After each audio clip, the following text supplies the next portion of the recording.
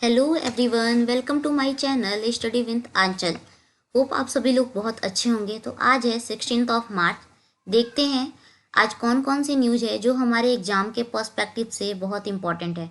तो आज हम सबसे पहले डिस्कस करेंगे सब कुछ हेडलाइंस, उसके बाद हम जाएंगे अपने क्वेश्चंस पे। तो सबसे पहले हमारा जो क्वेश्चन का सीरीज रहता है वो इंटरनेशनल रहता है, उसके बाद फिर नेशनल न्यूज़ रहते हैं, उसके बाद फिर स्पोर्ट्स से रिलेटेड क्वेश्चंस रहते हैं। ठीक है, तो आइए चलते हैं अपने फर्स्ट हेडलाइन की तरफ। तो हमारे जो फर्स्ट हेडलाइन है वो है कोरोना के बारे में, कोविड के बारे में। तो अभी इस समय फिर से क्या हुआ है, कोविड के जो केसेस हैं वो चाइना में बहुत तेज़ी से बढ़ रहे हैं। तो यहाँ पे इसमें याद रखने वाली ये चीज़ है कि जो चाइना है उसका कैपिटल क्या है। तो चाइना का जो कैपिटल हो जाएगा वो हो जाएगा बीजिंग, और बीजिंग का ही जो पुराना नाम है वो है पेकिंग। तो अभी क्या हुआ है कि यहाँ तो कोविड के केसेस बहुत तेज़ी से बढ़ रहे हैं और रसिया ने इनसे हेल्प भी मांगा है, फाइनेंशियली और आर्टिलरी। तो बताइए, इनके घर में खुद के वांदे पड़े हुए हैं और ये चले हैं रसिया को मदद करने। आइए चलते हैं अपने नेक्स्ट हेडलाइन पे। हमारा जो नेक्स्ट हेडलाइन है वो जनरल बिपिन रावत जी के बारे में, जो कि first chief of defence staff रह चुके हैं। तो यहाँ पे क्या है, to honour General Bipin Rawat contribution to the Indian arm force, the Indian army has dedicated a chair of excellence in the memory of India's first chief of defence staff on the eve of his 65th birth anniversary. मतलब जो Indian army ने है chair of excellence dedicate किया है इनकी memory में। तो ये याद रखिएगा कि चेयर ऑफ एक्सीलेंस किसकी मेमोरी में डेडिकेट किया गया है, तो वो हो जाएंगे हमारे first CDS general Bipin Rawat. ठीक है, तो अभी क्या है कि अभी जो सीडीएस का पोस्ट जो है वो वेकेंट है। तो इसके बाद जो नेक्स्ट सीडीएस अपॉइंट होंगे वो हो जाएंगे एमएम नरवणे जी। तो अभी हुए नहीं हैं, वो हो जाएंगे। ठीक है, आइए चलते हैं हम अपने नेक्स्ट क्वेश्चन पे। हमारा जो नेक्स्ट क्वेश्चन से पहले एक और हेडलाइन, हमारा जो नेक्स्ट हेडलाइन है वो पीएम मोदी जी के बारे में है। तो एक बुक लॉन्च हो रहा है, Modi@20 ड्रीम्स मीट डिलीवरी, ये बुक का नाम है। ये मोदी जी के पब्लिक लाइफ के बारे में होगा और इसे अप्रैल में लॉन्च किया जाएगा। एक और headline, mission Indradhanush Odisha topped in full immunisation with 90.5% coverage. तो यहाँ पे मिशन इंद्रधनुष के बारे में है जो कि इम्यूनाइजेशन से रिलेटेड है और इसमें ओडिशा ने टॉप किया है। ओडिशा ने टोटल 90.5% कवरेज किया है इम्यूनाइजेशन में और उसने टॉप कर लिया। तो इसमें क्या है, according to the national family health survey 5, Odisha became the top state in the list of full immunisation in India with 90.5% coverage under mission Indradhanush. अब चलते हैं अपने फर्स्ट क्वेश्चन पे। हमारा जो फर्स्ट क्वेश्चन है वो क्या है, Gabriel boric become youngest president of which country. तो यहाँ पे पूछ रहा है कि जो गैब्रियल बॉरिक हैं वो किस कंट्री के यंगेस्ट प्रेसिडेंट नियुक्त किए गए हैं। ऑप्शन ए है Hungary, option B South Korea, option C Chile, option D Argentina. बताइए इसका करेक्ट ऑप्शन क्या होगा। जो इसका करेक्ट ऑप्शन हो जाएगा वो हो जाएगा चिले। तो ये चिले के यंगेस्ट प्रेसिडेंट बने हैं और ये पूरे साउथ अमेरिका के यंगेस्ट प्रेसिडेंट है। ठीक है, चिले के जो प्रेसिडेंट है पूरे साउथ अमेरिका के यंगेस्ट प्रेसिडेंट बने हैं। उसके बाद यहाँ पे कुछ और भी नाम दिए हुए हैं, जैसे हंगरी, हंगरी का जो कैपिटल है वो हो जाएगा बुदापेस्ट। साउथ कोरिया का कैपिटल सियोल, अर्जेंटीना का कैपिटल क्या हो जाएगा, ब्यूनस आयर्स। और चिले के बारे में आइए हम डिटेल्स ही देख लेते हैं। सबसे पहले हम इसका लोकेशन देखेंगे। ये हैं हमारे गैब्रियल बॉरिक जी जो चिले के यंगेस्ट प्रेसिडेंट बने हैं। चिली की लोकेशन की बात करें तो ये साउथ अमेरिका में आता है। ये आपको मैप दिख रहा होगा, ये साउथ अमेरिका का मैप है और इस साइड आपका क्या आ जाएगा, पैसिफिक ओशियन आ जाएगा और ये है पर्पल कलर में चिले का लोकेशन। ठीक है, और ये किसे किसे बॉर्डर शेयर करता है, पेरू, बोलीविया, अर्जेंटीना, ये 3 कंट्री से बॉर्डर शेयर कर रहा है। ठीक है, और एक वाटर बॉडीज से। उसके बाद चिले के बारे में और देख लेते हैं और क्या है, रुक जाइए एक मिनट। हाँ, चिले कैपिटल सेंटियागो, जो चिली का कैपिटल हो जाएगा वो हो जाएगा सेंटियागो। करेंसी क्या हो जाएगी, चिलियन पेसो। ये अरिका हो जाएगा, ये आई का शायद गलती से टाइपिंग मिस्टेक हुआ है। ठीक है, तो ये अरिका हो जाएगा और ये ड्राइएस्ट प्लेस है पूरे वर्ल्ड का। और ईस्टर्न आइलैंड भी जो है वो चिले से ही रिलेटेड है। चूंकि का माता ये फेमस है कॉपर के लिए। अटाकामा डिजर्ट ये driest desert of the world है और उसके बाद यहीं से एंडेस माउंटेन रेंज भी होके जाती है, मतलब कि एंडेस माउंटेन रेंज जो है वो टोटल 7 कंट्रीज से टच करती है, मतलब 7 कंट्रीज से होते हुए जाती है और एक उसमें से चिली भी है। आइए चलते हैं, कुछ रिवीजन करते हैं, ठीक है।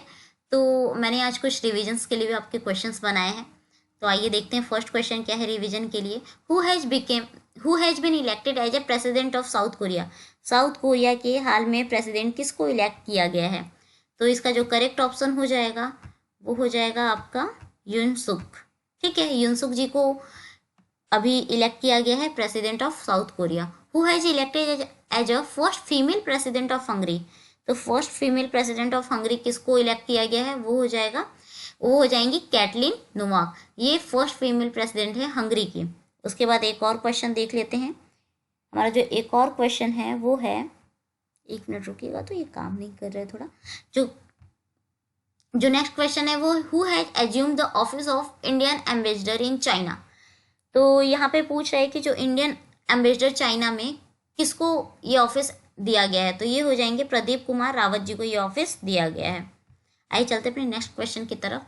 जो हमारा नेक्स्ट क्वेश्चन है, the first Gati Shakti cargo terminal of Indian railway has been inaugurated in the Asansol division. तो यहाँ पे पूछ रहा है कि जो first Gati Shakti cargo terminal है इंडियन रेलवे का, वो इनॉग्रेट किया गया आसनसोल डिवीजन में, लेकिन वो किस रेलवे जोन में आता है? तो ऑप्शन ए है east coast railway, B north central railway, E east central railway, D north eastern railway और ई हो जाएगा ईस्टर्न रेलवे। तो इसका जो करेक्ट ऑप्शन हो जाएगा वो हो जाएगा ईस्टर्न रेलवे। ठीक है, आई और उसके बाद इससे और कौन कौन से पॉइंट है इस न्यूज़ से रिलेटेड जो हमको याद रखने हैं? तो सबसे पहला हो जाएगा कि टोटल रेलवे जोन कितने हैं, वो हो जाएंगे 18। न्यू रेलवे जोन कौन सा है? साउथ कोस्ट रेलवे जोन, जो कि विशाखापट्टनम में है, Andhra Pradesh. Longest platform in India कहाँ पे है? वो गोरखपुर का है। और उसके अगर लार्जेस्ट पूछेगा तो हुबली जंक्शन हो जाएगा। ठीक है, आइए चलते अपने नेक्स्ट क्वेश्चन की तरफ। हमारा जो नेक्स्ट क्वेश्चन है वो पूछ रहा है which day is celebrated as a world consumer day. World consumer day किस दिन सेलिब्रेट किया जाता है? ऑप्शन ए है आपके पास 15th of March, option B 16th March, option C 17th March, option D 18 March. तो इसका जो करेक्ट ऑप्शन हो जाएगा वो हो जाएगा 15th मार्च। तो 15th मार्च को वर्ल्ड कंज्यूमर डे सेलिब्रेट किया जाता है। इस बार का जो थीम रहा है वो है फेयर डिजिटल फाइनेंस। थीम बहुत छोटा सा है तो इसलिए एग्जाम के लिए बहुत ज़्यादा इंपॉर्टेंट है, क्योंकि छोटे थीम्स पूछ लिए जाते हैं एग्जाम्स में, और थीम्स तो इम्पॉर्टेंट होता ही है, वो हर साल ही मतलब पेपर्स में आते ही रहते हैं। ठीक है, और देख लेते इस न्यूज़ से और क्या क्या चीज़ें हमें याद रखनी है। तो यहाँ पे क्या है, कंज्यूमर्स के कौन कौन से राइट्स होते हैं? पहला राइट जो है right to safety, right to choose, right to be heard, right to be inform, right to healthy environment, right to redress, right to consumer education, right to basics need. अब right to redressal क्या है? मतलब अगर हमें कोई grievances होता, हमें कोई रिलेटेड प्रॉब्लम है प्रोडक्ट से, तो हम उसको कंज्यूमर कोर्ट में जाके अपील कर सकते हैं और अपने ग्रीवांसेस को रिड्रेस कर सकते हैं। ठीक है, उसके बाद कुछ और इम्पोर्टेंस डे जिसको हमें रिवाइज करना चाहिए। 1 मार्च को क्या हो जाता है? Zero discrimination day. 2 मार्च हो जाता है एम्प्लॉय अप्रिसिएशन डे। 3 मार्च वर्ल्ड वाइल्ड लाइफ डे या फिर वर्ल्ड हियरिंग डे।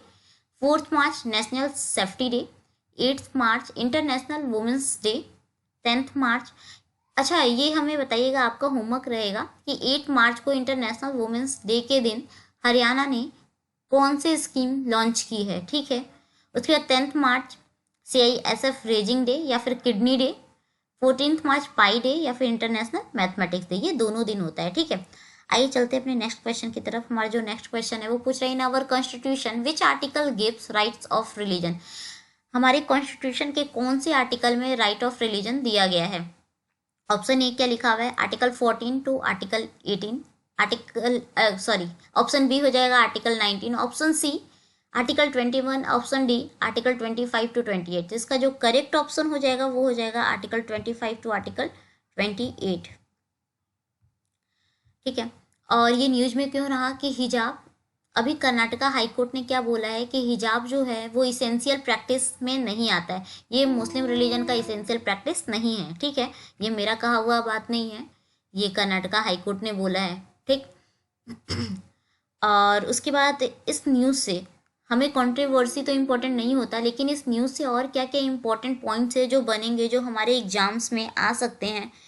तो वो क्या है, सबसे पहले फंडामेंटल राइट जो है वो किस पार्ट में आता है। यहाँ पे ये गलत लिखा हुआ है, ये हो जाएगा पार्ट 3 हो जाएगा, ठीक है। Part 3 of the constitution fundamental rights आता है।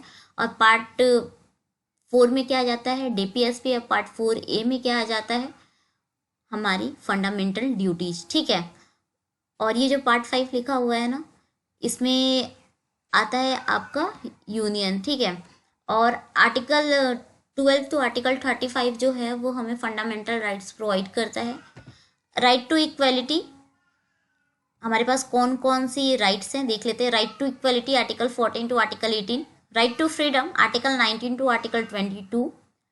Right against exploitation article 23 to 24। Right to freedom of religion क्या हो जाएगा, आर्टिकल 25 से आर्टिकल 28 तक। कल्चरल एंड एजुकेशनल राइट जो हो जाएगा आर्टिकल 29 से 30 तक हो जाएगा। और राइट टू कॉन्स्टिट्यूशनल रेमेडीज, मतलब अगर आपकी इन सब में से कोई भी राइट्स अगर आपको नहीं मिल रहे हैं तो आप कहाँ पे जा सकते हैं, सुप्रीम कोर्ट जा सकते हैं ना। तो वो कौन से आर्टिकल में लिखा हुआ है, आर्टिकल 32 में लिखा हुआ है। अगर हाई कोर्ट भी जाने का परमिशन होता है ना, वो आर्टिकल 226 होता है, ठीक है। उसके बाद आते हैं हम राइट टू रिलीजन में और क्या क्या चीज़ें इंपॉर्टेंट है। आर्टिकल 25 जो है वो हमें किस चीज़ का फ्रीडम देता है कि हम अपने रिलीजन को प्रोफेस कर सके, प्रैक्टिस कर सके, प्रोपेगेट कर सके ना। आर्टिकल 26 जो होता है वो हमें फ्रीडम देता है कि हमने रिलीजियस अफेयर को मैनेज कर सके।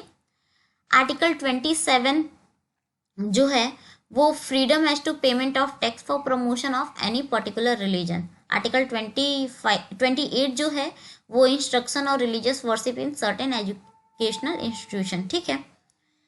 आइए चलते हैं हम अपने नेक्स्ट क्वेश्चन पर। हमारा जो नेक्स्ट क्वेश्चन है वो है हु वोन best actor eight BAFTA award 2022। मतलब कि बेस्ट एक्टर अवार्ड किसको मिला है, जो अभी बाफ्टा अवार्ड बटे हैं, ठीक है। तो ए है बेनेडिक्ट, बी लियोनार्डो, सी स्टेफन और डी विल स्मिथ। इसका जो करेक्ट ऑप्शन हो जाएगा वो हो जाएगा विल स्मिथ।